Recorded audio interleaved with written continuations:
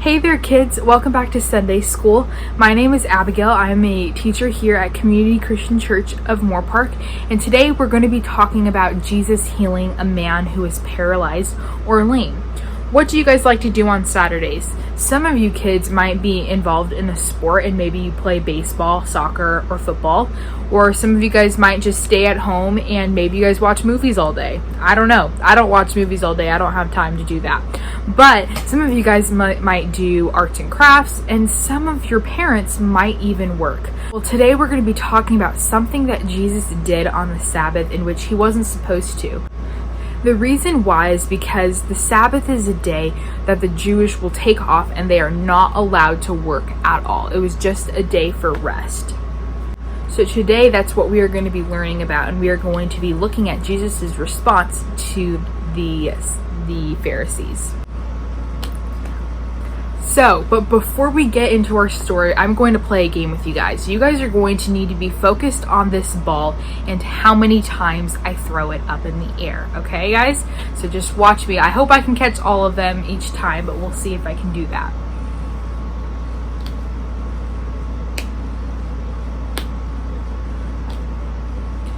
Did you guys catch how many times I threw up the ball in the air? Did you guys catch how many fingers I held up as I was throwing the ball? If you didn't catch it, that's okay. But that is very similar to like the Pharisees. The Pharisees were so focused on the law and were so focused on following all of these rules that he missed the important thing that Jesus was doing. So now we're going to go ahead and we are going to watch our Sunday school video.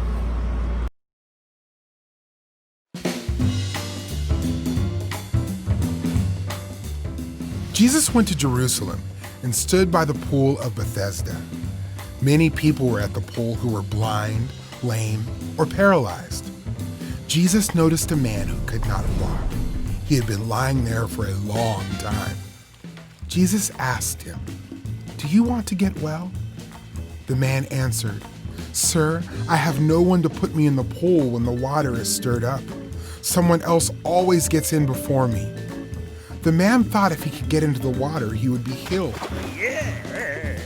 Jesus told him, "Get up, pick up your mat, and walk." Right away, the man was miraculously healed. Wow. He picked up his mat and started to walk. This happened on the Sabbath, so the Jews told the man who was healed, "It is against the law to pick up your mat on the Sabbath." The man replied, "The man who healed me told me to pick up my mat and walk." "Who was this man?" the Jews asked. But the man who was healed did not know who had healed him. By this time, Jesus had slipped away into the crowd. Later, Jesus found the healed man in the temple. Jesus said to him, "See, you are healed. Do not sin anymore, so that something worse doesn't happen to you."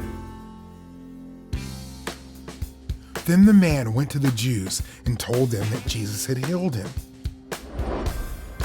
So the Jews began persecuting Jesus because he was healing people on the Sabbath. Jesus told the Jews, "My Father is still working, and I am working too." Now the Jews wanted even more to kill Jesus because he wasn't just breaking their rules about the Sabbath. He was saying that God is his Father, making himself equal to God. Jesus is God's Son, and he always did what God said was right. The man at the pool was unable to help himself. Jesus healed him, and he obeyed Jesus' commands. In a similar way, we are unable to free ourselves from sin. Jesus calls us to trust in him. When we trust in Jesus, he frees us from the power of sin and death so we can follow him and obey him. So I have a couple of questions for you kids. So my first question is how are we similar to the man that was lame?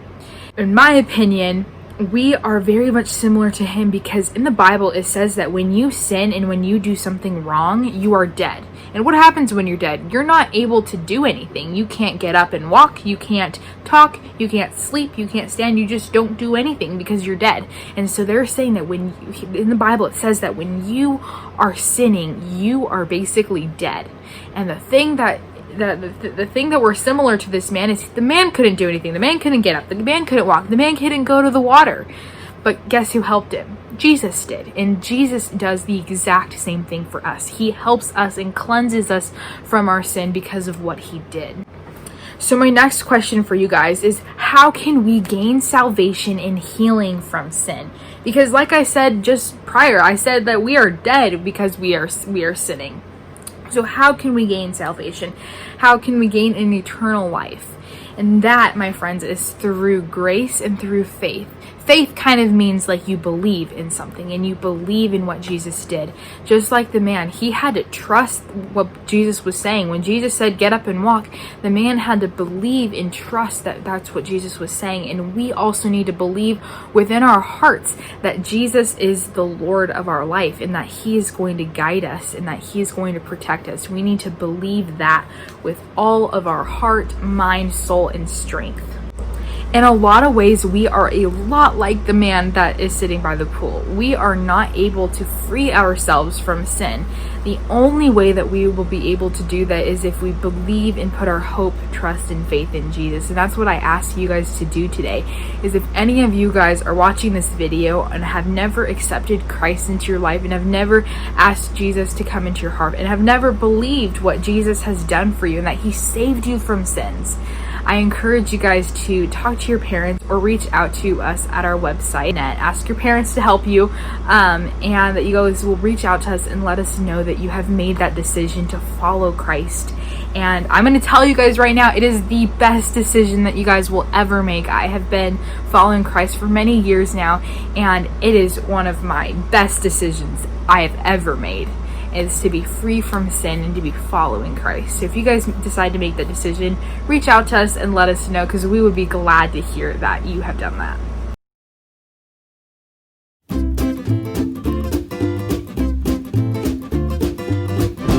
Hey there, I'm Pastor Brian, and it's time for Questions from Kids. Lucy from Wichita, Kansas asks, why does God allow people to have disabilities?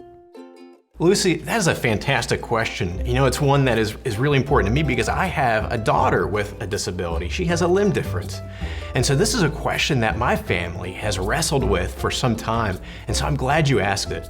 Well, here's the big idea, that people are born with disabilities in part because we live in a broken world. Sin has infected every part of this world, and that includes that at times people are born with disabilities, like my daughter who only has one leg and not two.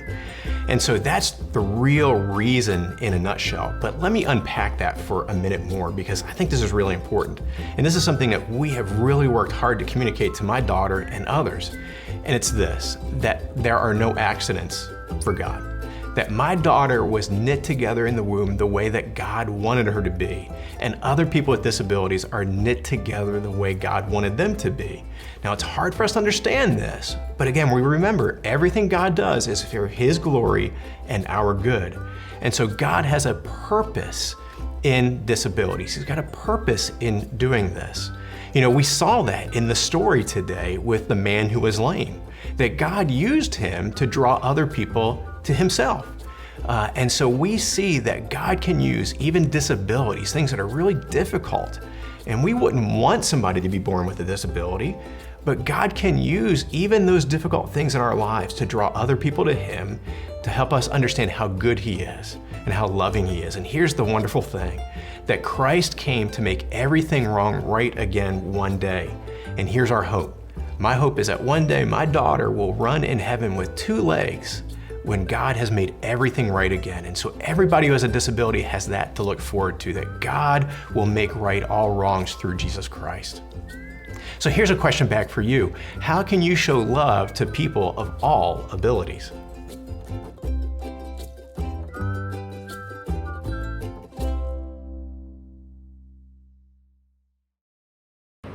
The question that the girl asked in the video is a super hard question to answer, because sometimes it's hard when somebody is sick and you want them to get better, and somebody has a disability, you want them to be healed. But God is so miraculous, and He has a plan for those people. He has a plan for every single person on the planet, and He has a reason why some people are in that situation. And maybe you are watching this video and you might have a disability, or maybe you have a friend that has a disability, or a mom, or a parent, or a grandparent, or a cousin, or a friend. And God has a plan for every single person. He, like Pastor Brian had said, He knit you together in your mother's womb. He had an exact purpose for why He made you that way, and it is to glorify God. Just like the man in the story, he had a problem and his legs couldn't work, but God used it for His glory and to bring glory to Himself. And that's what He does throughout all things, is He brings glory to Him and brings good to us. And even though some of those situations might not seem very fun and might not seem like they're good situations, they are, because God made you that way and He loves you so much. We have a bunch of fun activities for you guys this week. Our first one is a coloring page of Jesus healing the lame man. And this was such an amazing story. I hope that you guys all enjoyed that story as much as I did. On the back, we have a pool of words. And so the idea here is that you have all of these words right here, and you need to find them in this word search. I am really bad at word searches. Are you guys bad at word searches? Or maybe that's just me. I'm not very good at them at all. But I bet you guys are a lot better than I am at these. You guys can even challenge yourselves by setting yourself a timer and see how quick you guys can do it. And if you guys have a brother or sister that you guys are doing this with, see who can get the most words in the less amount of time. We also have another keychain for your keychain, and this is so that you guys will remember our story today about Jesus healing the lame man and putting all of his trust and his hope in Jesus. We also have a little book here, and you have the story that we learned about today, so that you guys can remember the story that we learned. On the inside, we have a couple different activities. Our first one up here is how many words can you unscramble with all of these letters here. Let's see how many you can do. If you guys can get it up to 30, that would be a lot of words, and I would be super impressed if you guys could do that. Or even if you just got it up to 10, I would be really impressed if you guys got it up to 10 as well. We also, our next little activity down here is you have a bunch of these pictures, but they are all not in the right order, so we have to go back through and number them in the little boxes that are up here. And lastly, we have a project for you guys that I want you guys to pull out, because I'm going to show you guys how to do it. You guys should have this paper in your guys' bags, as well as 2 popsicle sticks, as I'm losing the popsicle sticks. So the first step that you guys are going to need to do is you guys are going to cut out the 2 figures. One of them will be Jesus and the other will be the lame man. And I also want you guys to cut around the mat.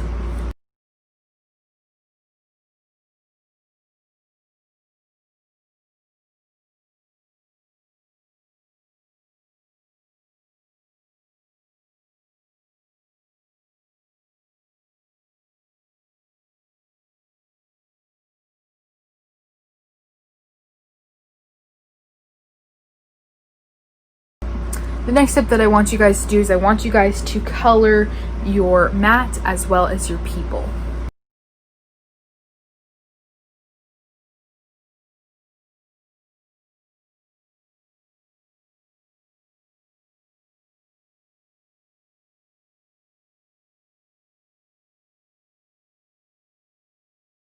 Once you have sticked the popsicle sticks through, then you guys can draw the face of your characters.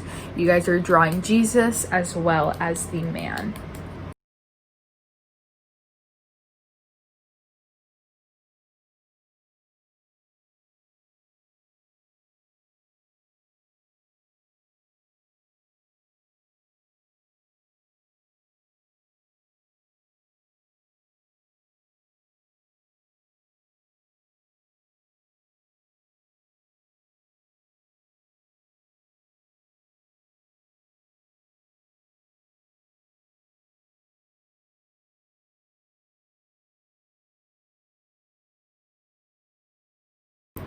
And then you guys can take your mat and you guys can fold it up so that it can fit right between the lamb man's arms.